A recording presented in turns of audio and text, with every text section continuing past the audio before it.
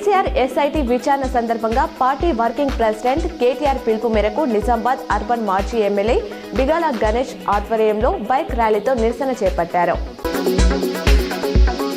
Parliament budget సమావేశాలు ఆదివారం ప్రారంభం కానున్న నేపథ్యంలో నిజామాబాద్ ఎంపీ అరవింద్ ధర్మపురి నిధుల గురించి ఏం మాట్లాడతారని పార్లమెంట్ పరిధి వాసులు ఆసక్తిగా గమనిస్తున్నారు.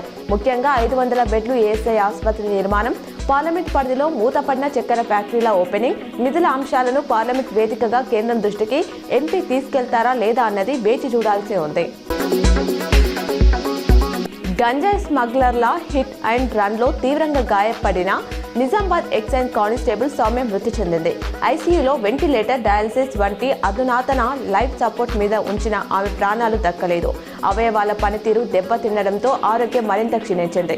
శనివారం రాత్రి 9:41 తుది శ్వాస విడిచినట్లు నిమ్స్ ప్రకటన విడుదల చేసింది. మేడారంలో 4 రోజుల పాటు భక్తుల పూజలు అందుకున్న వనదేవతలు తిరుగుపయనమయ్యారు. ఈ నెల 28న వనం వీడి జనంలోకి వచ్చిన దేవతలు గత్తెర వద్ద పూజల శాస్త్రోక్త పూజల అనంతరం తిరిగి వన ప్రవేశం చేశారు.